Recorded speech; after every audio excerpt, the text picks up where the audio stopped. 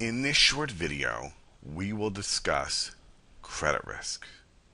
We will define credit risk, discuss how to manage credit risk, touch on the instruments that are used to hedge and initiate this type of risk, and how to integrate credit risk management into a portfolio.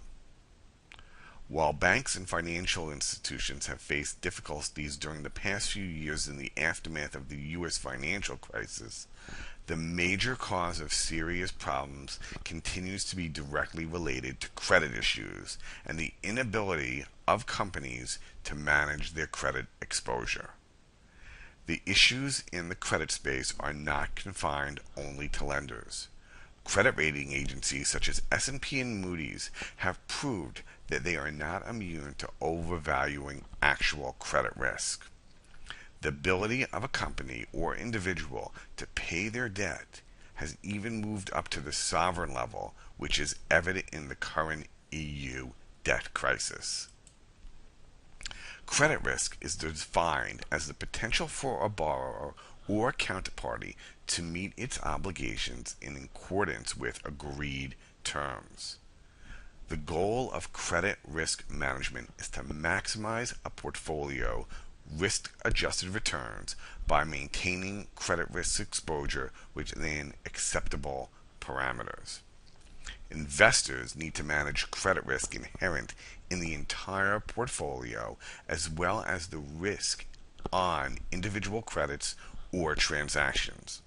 Investors should consider relationships between credit risk and other risks. The effective management of credit risk is a critical component of a comprehensive approach to risk management and essential to long-term success of any portfolio or organization.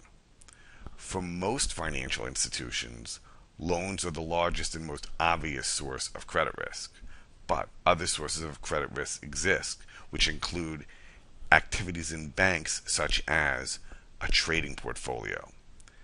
In the hedge fund space, credit risk is based on counterparty risk, where the focus is on the creditworthiness of a company on the other side of any transaction.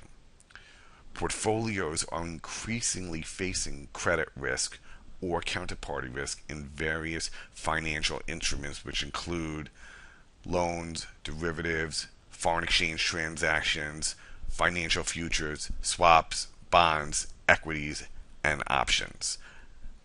Since exposure to credit risk continues to be the leading source of problems in banks worldwide, banks and hedge funds have spent countless hours designing transactions that will protect them from a credit meltdown. Institutions have the need to identify, measure, and monitor, as well as control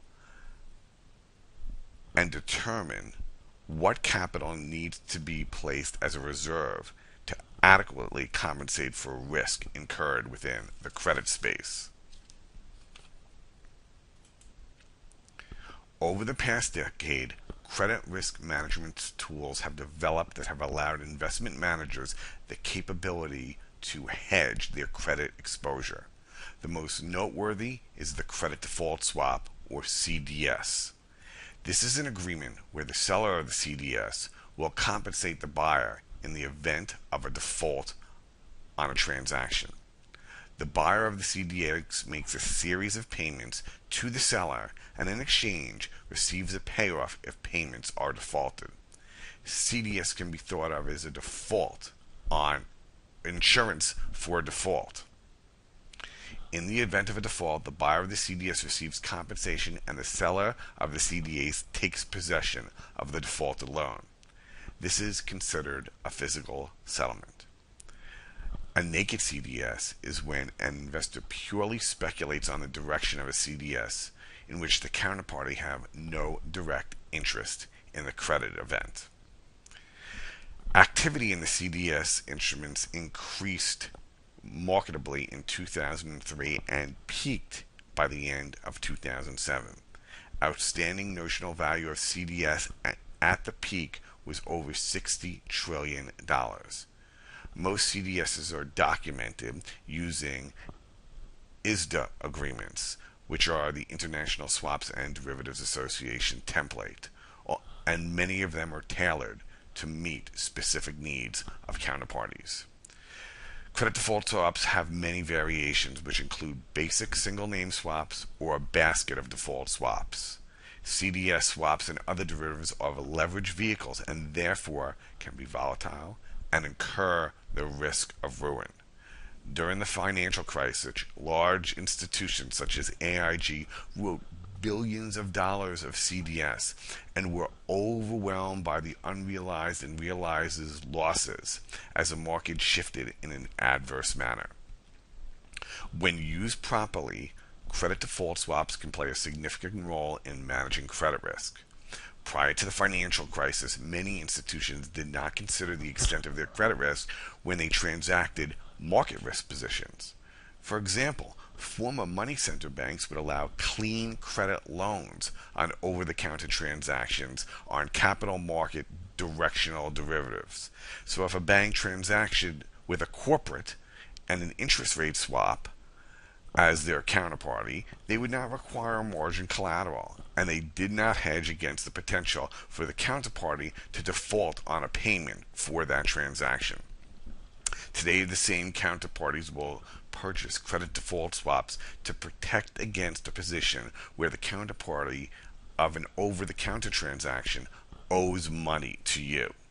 The notional value of the transaction has potential credit risk and needs to be hedged to some extent. Another way an investor can hedge counterparty risk of a corporate is to short their bonds. Similar to stocks, bonds can be shorted, but this requires the ability to borrow the bond, which is not always available. Credit risk can be initiated by purchasing or selling credit default swaps as one way to speculate on the creditworthiness of a corporation, or by purchasing a bond or a stock. As discussed earlier, most transactions are traded in the over-the-counter market. In an effort to eliminate credit risk while transacting derivatives, investors have migrated to clearing exchanges. These exchanges, such as the Chicago Mercantile Exchange, create a process in which counterparties face off against the exchange and not each other. The actual trade will be between the two counterparties, but the credit risk and clearing will be through the exchange. The exchange requires daily margining to keep market participants whole, and they will liquidate a position if margin falls below required levels.